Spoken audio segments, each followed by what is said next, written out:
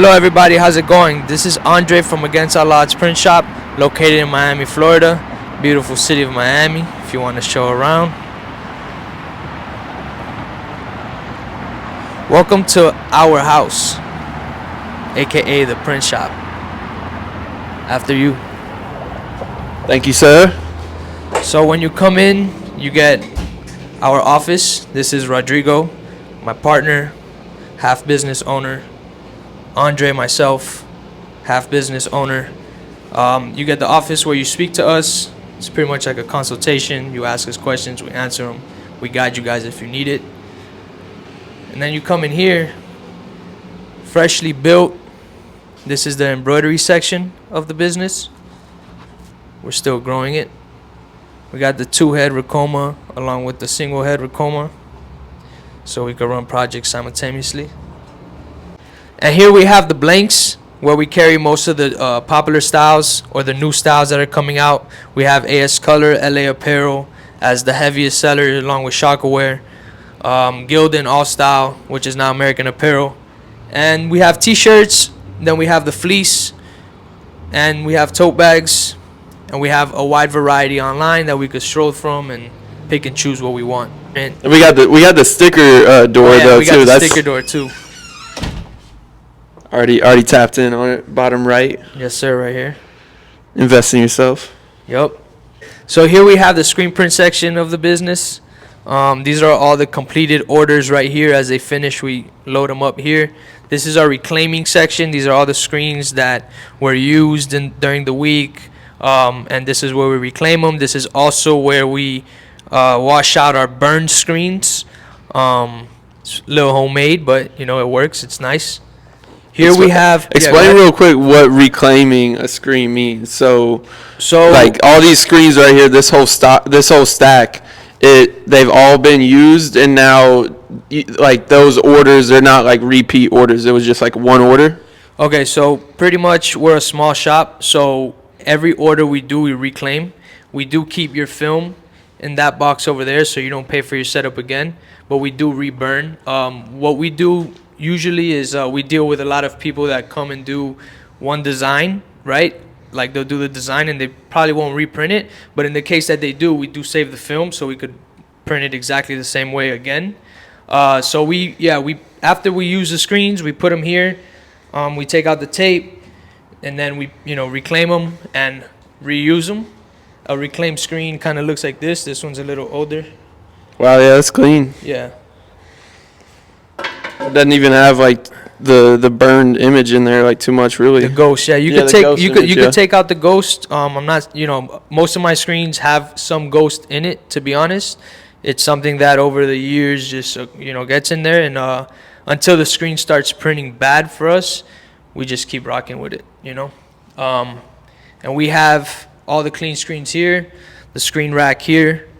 These are all the orders that are in. Along with these orders here, all these boxes are orders that need to be completed. They're all labeled so we know who's who.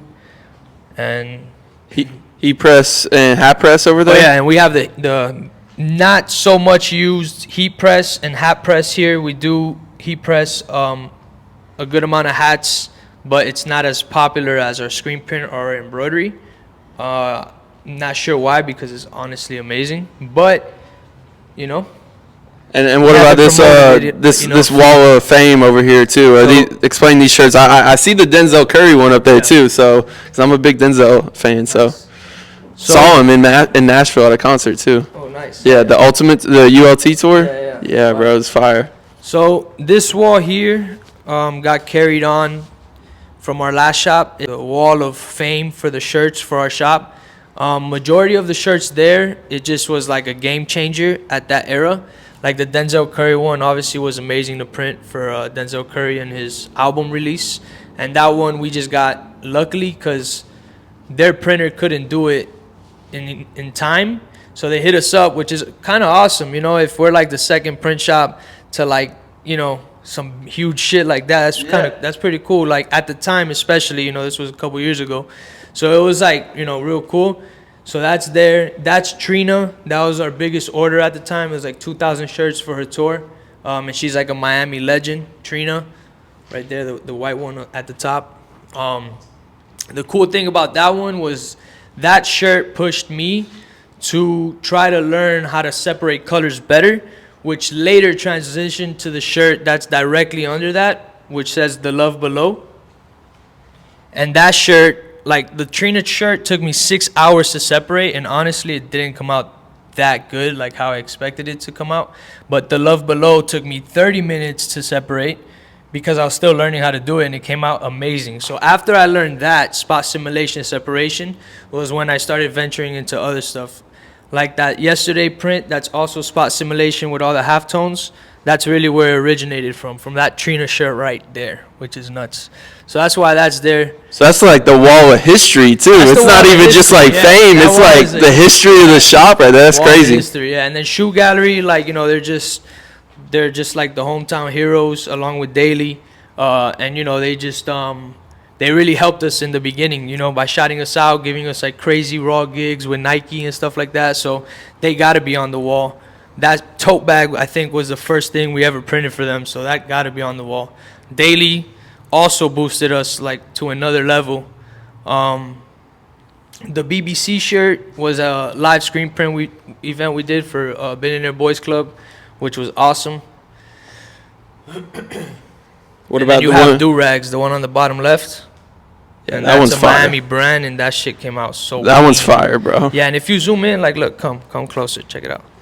Like, look at the gray. It's not really gray. It's half-tone black. Like, look at it. Zoom in. Can you see it? It's half-tone black, and then these two right here are the same color, and there's just half-tone black over that. And that's when I started getting freaky with that. And that right there changed the game, because now I can offer less colors. You're paying less, and it's still coming out stupid fire. Tell me about what's that? The Flight Club shirt with all the signatures too. Oh yeah, the Flight Club shirt was an event we did at Flight Club, a live screen print event. And after the event, we just all got everybody signed the shirt because it was such a fun event, and that was like right before COVID, so you know that had to be up there too. Yeah, those are all fire. So to continue the tour of the shop, here we have our brand new used exposure unit that we just got. Before this one, we were using this one right here for 6 years.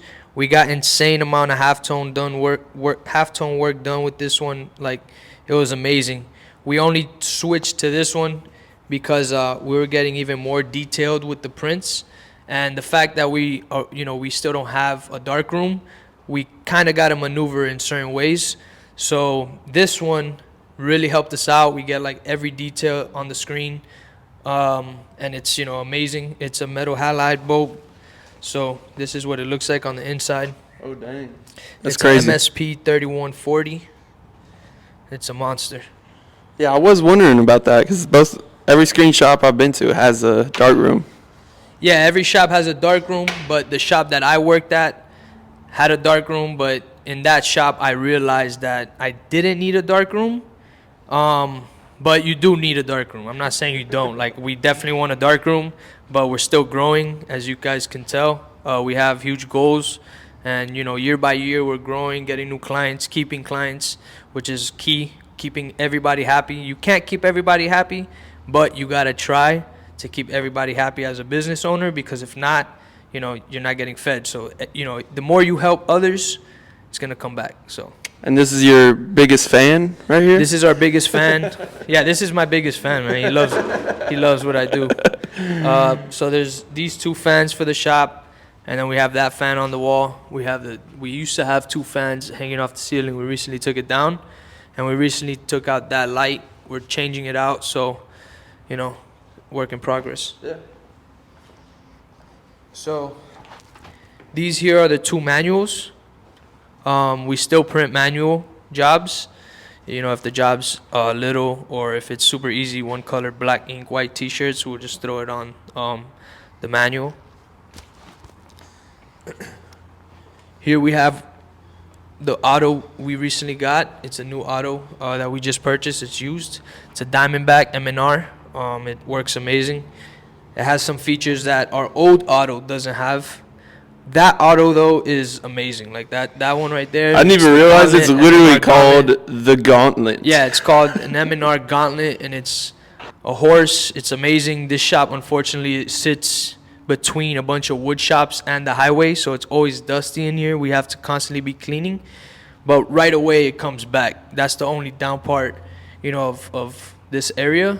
You have to think about all those details because the smallest things can mess it up. Affect. So we're constantly cleaning it. But it's an old machine and it works amazing. And then tell me about those tanks, because I've never seen autos before and I didn't realize that you need. Is that what helps run it? Yeah. Or? So these machines are airlines, right? So that's the compressor that feeds this air. The air pressure to air pressure in order for this to work. So okay. We're little by little upgrading stuff, but right now we have a compressor for each one, and they're extremely loud. But it's not anything you can't take. But yeah, it's a little loud. And then we got all the inks back there, and then we got our dryer, which is probably going to be our next upgrade. Obviously, we need a bigger dryer, but this dryer is working good and it's great. Then we have the inks here on this wall and the inks on that wall. And all the different squeegees. And all the different squeegees and everything that's needed on the automatic or the manuals. For sure. That's crazy, bro. The autos are a different level. Yeah, auto is good, but if you can't print manual, then you're not a printer. All right, so we're here at the podcast part of the video. Ooh. I'm with my man Andre, the co-owner of AAO Against All Odds Screen Print out of Miami, Florida. Man, bro, it was, I'll give people a little context about, I knew a couple people in Miami, and I just knew I wanted to come all the way down here for the Florida State, and you guys were the first, place I called, just because of the name. And then, I do a little bit of research, make sure it's they're active on, social media, because it's I'm not trying to go to a screen print shop that's still in the yeah, they're back in the days. But yeah, gave you a call, you answered, and we're yo, that's a dope idea. I'm definitely the idea is definitely insane. Yeah, it's a little. He's nuts. Yes, it's a little bit crazy. Yeah. But I think I was just able to literally just through 5 minutes talking on the phone, just be yeah, this is the guy, this is the shop. Let's get it done. And it was a simple, quick, easy process for anyone that is interested in getting shirts printed or tote bags, hats, whatever it may be. If you're in the Florida area, even if you're not in the Florida area, definitely reach out. We ship orders to New York. We've shipped one to, I think it's Switzerland. Right? Wow. Yeah. Out of country. That one was nice. Yeah. So if anyone's watching this that's not in the U.S., tap anywhere. Anywhere. So that was my just little short introduction of just how this all came about. But give the people a short introduction on. You've never take us back. I know it was 2016 time. You've never printed a shirt. What were the first initial what drew you towards getting into this? Was it just to do your own personal brand, or did you always know you were going to own a print shop and be making stuff for other people as well?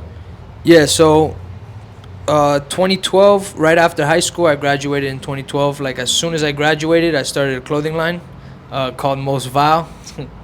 And basically, I was paying people to print my stuff for the first 5-6 years. For the first 3-4 years. And then 2015, end of 2014, start of 2015, I was working at a restaurant, making good money for my age at the time. I don't even know how old that was, but I was making good money for my age. Yeah.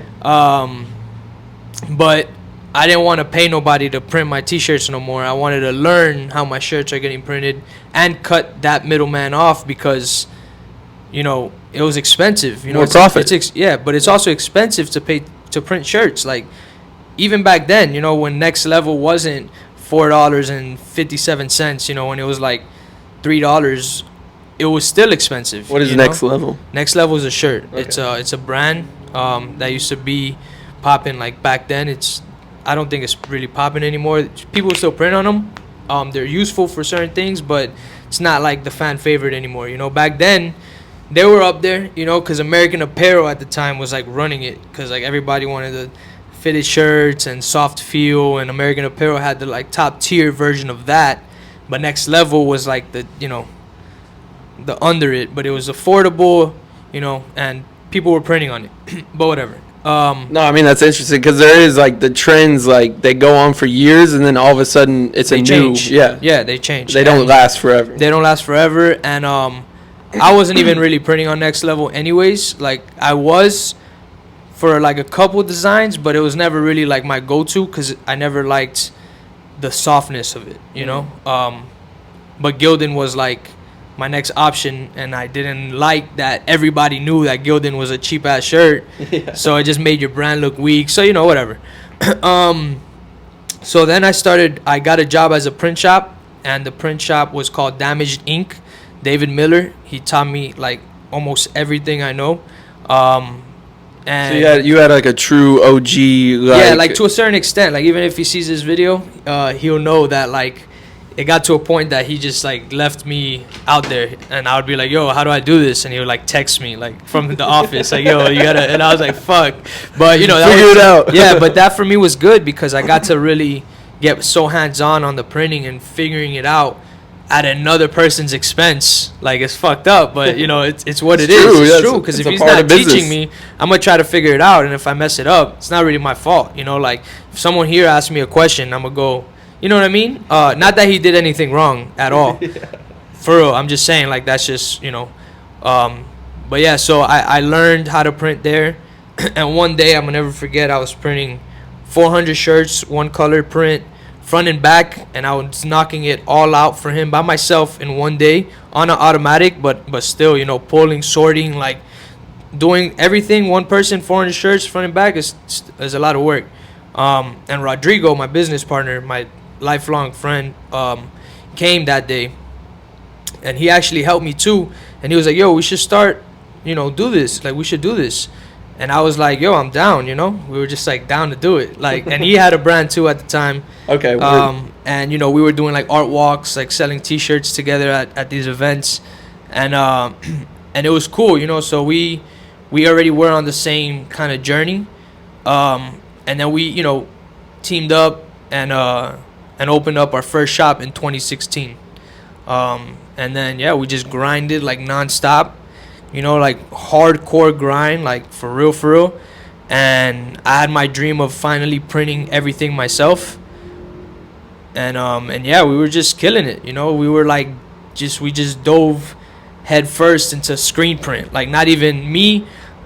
The good thing about our partnership is that we contribute different things to it. So he's like really grounded. Like, he has like a good mind for business, And then me, I was more into the craft of it, like the graphic design aspect of it. And, we flourished into our positions like beautifully while still learning each other's crafts. Like, he knows how to use Photoshop. Like, he knows what he's talking about when he needs, you know what I mean? And business wise, I, could do the same. You know what I mean? Yeah. You're just a little bit more into the creative side. Yeah, we're just into different things, but we taught each other like what we know to better each other in order to grow this like efficiently,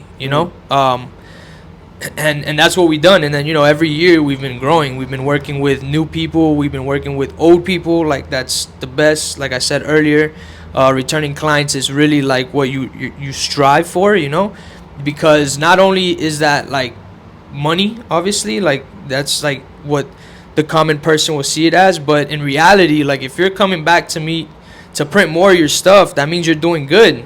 You know what I mean? And that means like it's working out, and we're a part of that. So it's like, hell yeah. You get to be a part. Yeah, that's got to be like super fulfilling to be a part of that process of like seeing people fulfill their dreams.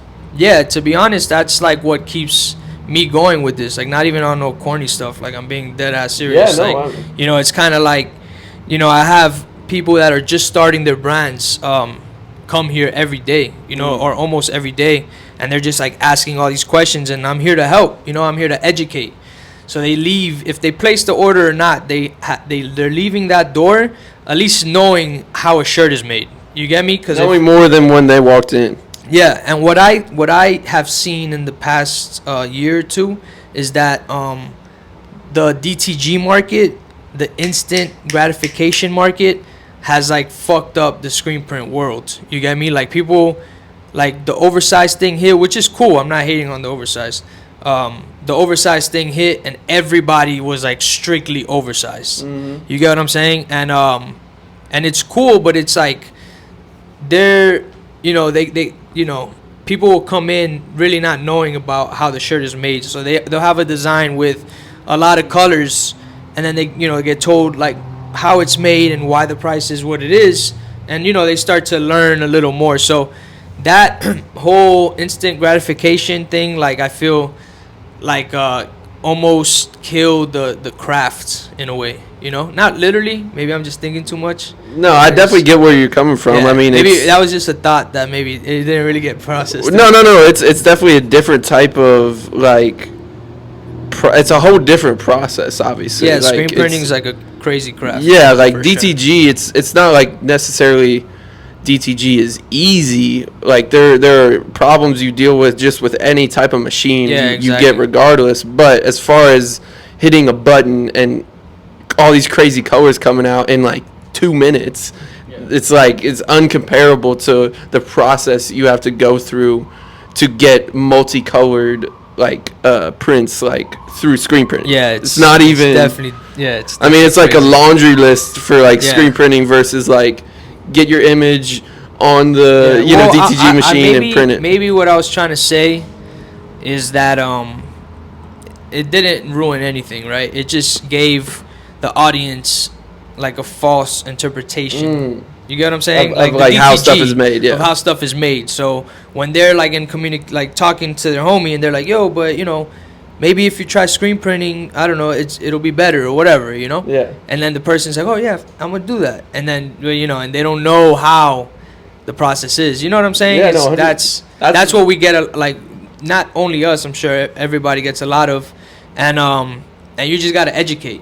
Yeah, you just gotta educate. That's the goal of this is hopefully you just gotta educate to get people to see the behind the scenes of actually what it takes to actually print stuff. But speaking on returning clients and some you said earlier about the Denzel Curry shirt, about how like a different shop like that they had used for his like that he had used for his tour couldn't like handle it at the moment.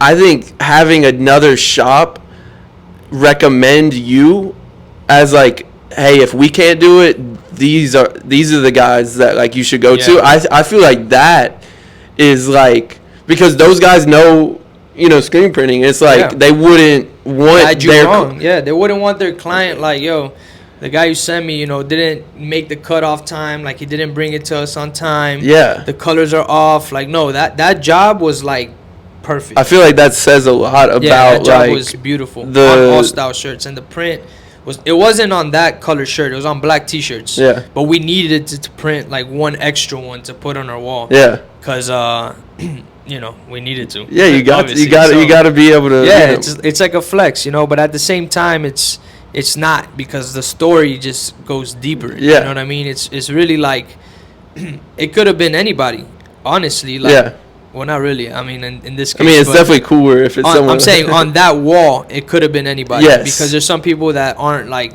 famous on that wall. Yeah. The Love Below. I mean, they're famous in Miami. Shout out Love Below. Shout out Louis Arson. Yes, sir. But they're not mainstream like. Yeah, no, I'm saying like people might see it and not understand why it's on the wall. So that wall, like you said earlier, is historic. Yeah, no, it's the history of the shop. Yeah. So tell me about too, just like. You said 2016, that's when you guys first like really delve into it, and we've talked obviously off camera and stuff, and you just showing me like the different shops and stuff. So what is the like evolution process, and just like what has it been like scaling, right? Because you obviously like you didn't start, did y'all start with an auto or no? Yeah. No. Okay. So tell me like first manual prep, like what was the like attack plan, right? Like you guys get your first shop, like So what did you do? All right, so in this time, I'm working at this print shop. I'm getting I'm working at the print shop, and I'm working at a restaurant on the weekends to pay my bills, because I've always had to pay a lot of bills, and help my mom out and stuff like that.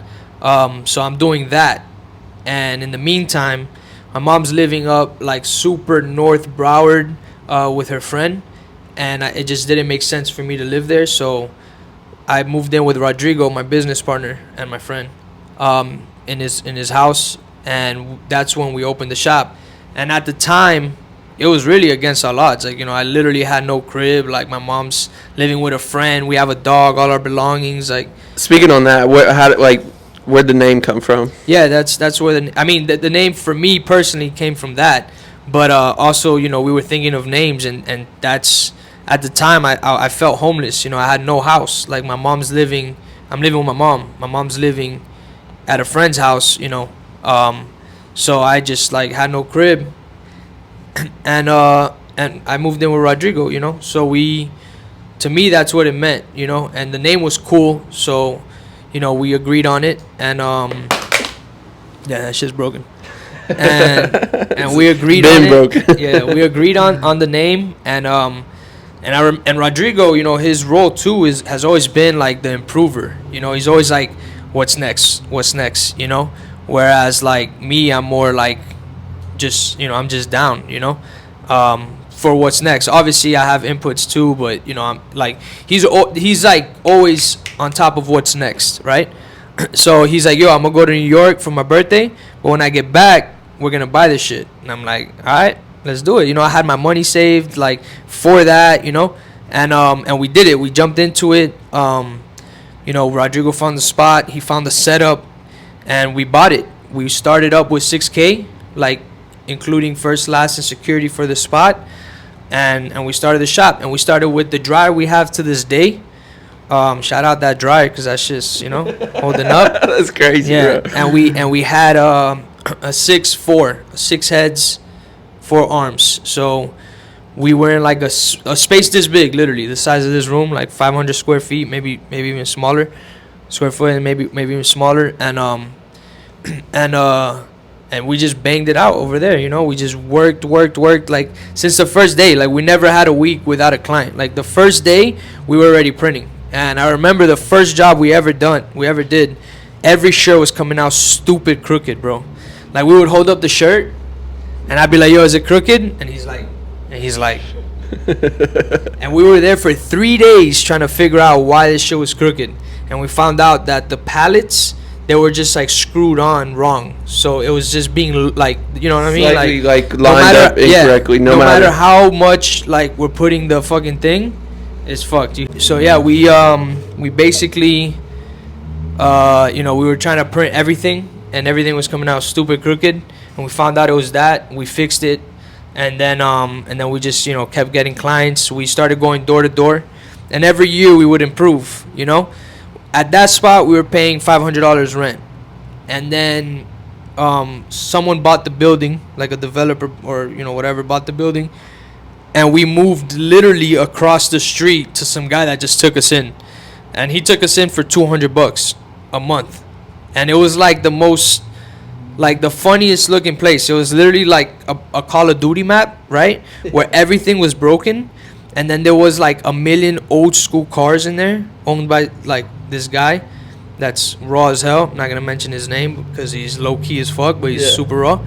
And he had probably like 30 old school cars, like nice ass cars that you would want, like And people that have that, bro, they move like in a different different way. In a way that like you have to respect the way. Yeah, I can't even say his name. No, I know. I totally get it. I could say his name. It's not a big deal, but I'm not, just because like he knows who he is if he sees this.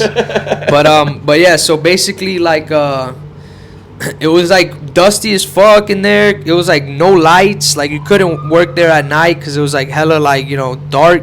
And we were just there for $200 a month, and the guy that took us in saw we were like actually pumping shit out, so he boosted us to $300 a month, which wasn't a big deal. And then the guy with the cars was like, yo, I got a spot that y'all could come to, and I have AC, like, sold us this dream. And we're like, fuck yeah, we went. We never had AC, hot as fuck. Oh, damn. Yeah, but it was cool. It was a vibe because that was his spot, and it was cars there too, and it was just cool, you know. It was like a new era, you know. So this is our third shop, right? So at this shop, we still have the same exact setup, you know, manual, and the same dryers, screen racks, and all that. And this is our third year. So this is 2019, right? And then when you first came in this building. No. This not this building. Okay. 2019, we're still in the guy with the cars no spot, AC, which is like this big, no AC, you know, little manual. And then that year, Art Basel was insane, like nuts, and we fucking killed it. We printed for like everybody, and we did hella last minute shit for everybody on a manual. Like we were there like damn near 15 hours a day, like literally pumping shit out, like as if we had an automatic in there, like neck tags, like a whole bunch of shit, like crazy. I don't even know how, you know. And that year, all that money we made, we bought the automatic flat out, like we straight up bought it, our first automatic, the Gauntlet, and we moved into a warehouse about this big, but with a single bay door, so the back was closed. So, you know, in there, after a year, it got hot. You know, we wanted 2 bay doors, more lights, more ventilation. You know, we're smelling this all day. So Rodman found this spot, and once we moved in here, we moved that auto in here, bought a big ass dryer we never used. It was the biggest waste of money. It took up like half of the shop. Damn. It was a dumbass like buy, but we sold it and made some bread off of it. So that's nice. Still good, right? Yeah. But we kept it in here for like damn near half a year more. So it's kind of like a waste, but whatever. Yeah. And then we got the second automatic, and then we got and then we got the embroidery machine at the old shop, and then we recently just got the 2-head right here, this Racoma. We just got this like 2 months ago. So, you know, we're very recent. We're trying to boost up our embroidery side. I'm trying to, you know, dive into this this craft because it's definitely its own thing, you know. Yeah. And yeah. That's a pretty crazy story, honestly. I love hearing like how people like evolve like in business in general, and then just like screen print shop, because there's like levels to so much stuff.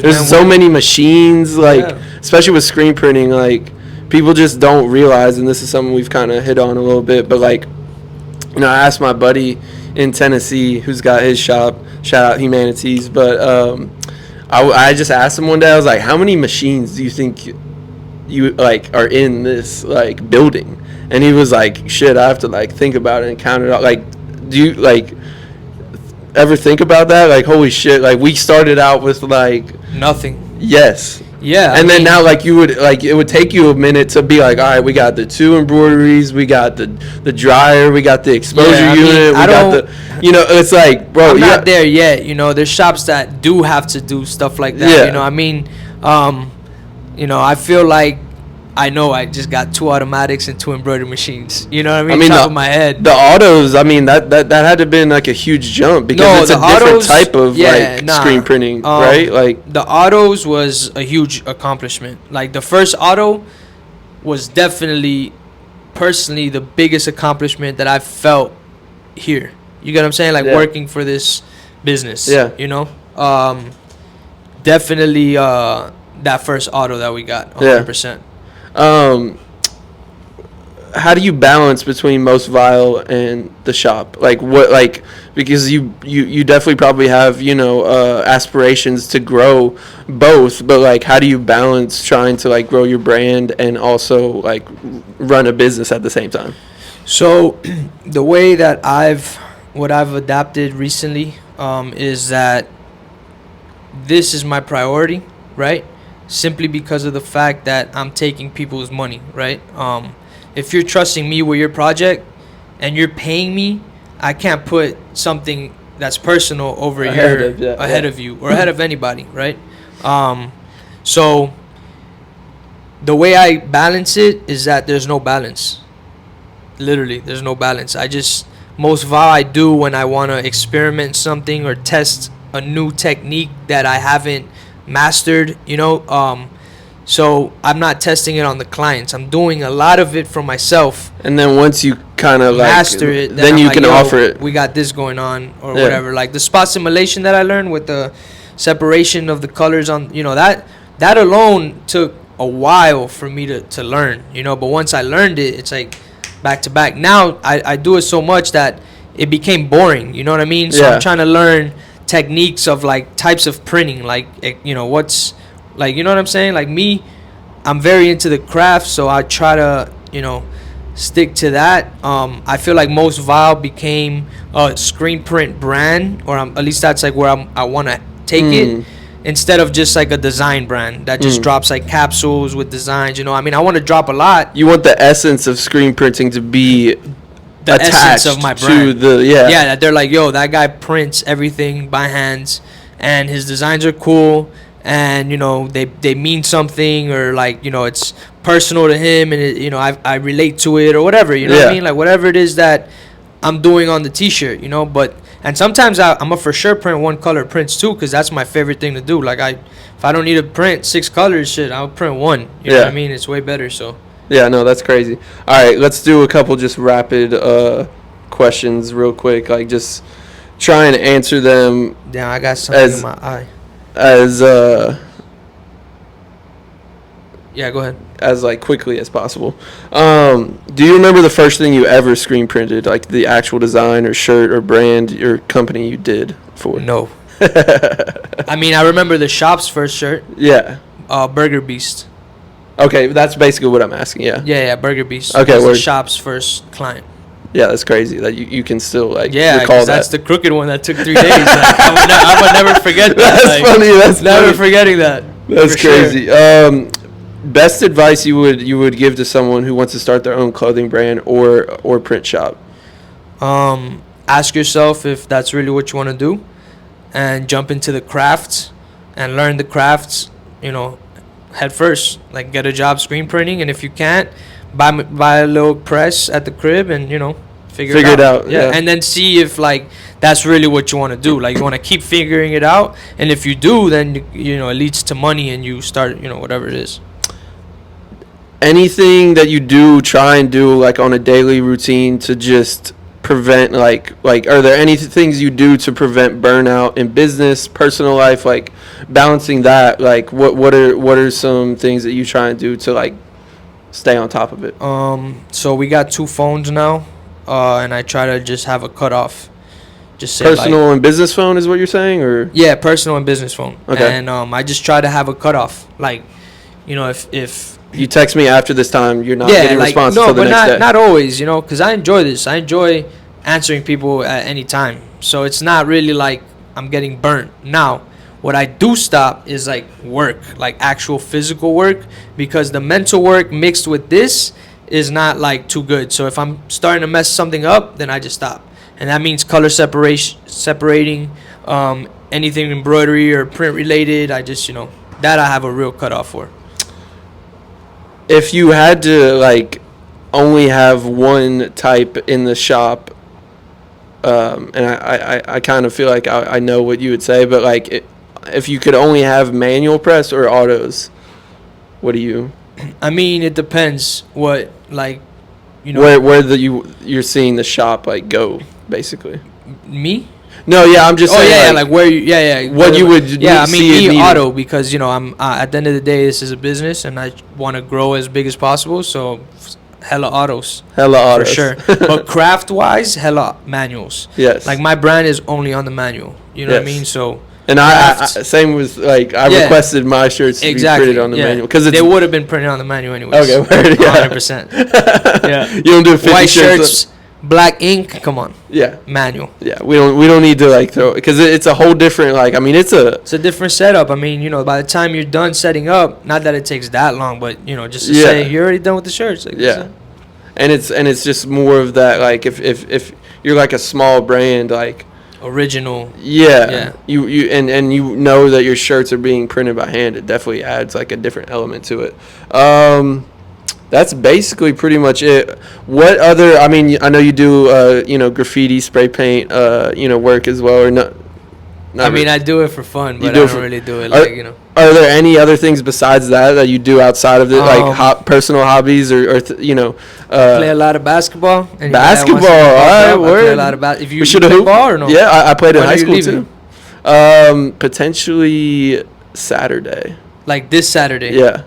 You're going to sell off 50 by Saturday? No, but I'm going up to Tampa. Hey, cheater. Yeah. Oh, Tampa, Florida. Yes, that's Right. Okay, I just want to go sleep on the couch. Yeah. for like a week. Okay. Because we hoop on Tuesday. Okay. But you'll be gone. Maybe. So. I mean, if you're around, we hoop Tuesday. So, right. Tuesday, Flamingo Park. Hey, I'm wearing the Flamingo hat right now, yeah, too. Exactly. Miami Beach Flamingo is nice. I play basketball and I play soccer. I'm about to play right now, soccer. I'm originally from Brazil. I was born in Brazil. Basketball is my main sport, but soccer's in my blood, so, How long did you live in Brazil, real quick? I came when I was 5. Okay. Yeah, and then the rest of the years I was here, so. When's the last time you visited back there? Shit, like 16, 17 years. The last time, yeah. Last time. Do you want to go back? Hell yeah. Yeah, I do, but it's just pretty much like this has me hella grounded, you know. Up it's until like a day to day, like you day to day. Like if I'm not here, it's if neither one of us are here, it's a little harder, Yeah. But I have to color separate. There's a lot of things that I got to be doing, so it's tough, Well, I appreciate you, bro. I appreciate you. Thank you. All right. Tap in, plug all your social media, website, everything like that. All right, so right here, you're going to have our Instagram, at AAO Screenprint. Right here is my Instagram, at Most Vile. And that's it. Our website, or? Sure, I mean, whatever. Yeah, our website is www.aaoscreenprint.com. It'll probably be above us right here. It'll be there for the whole podcast part. That way people can tap in right away. Podcast, tap in. Much love, everybody. Thank you, guys. Peace. Thank you, bro. Thank you, man. I appreciate it. It was good, right? That was perfect.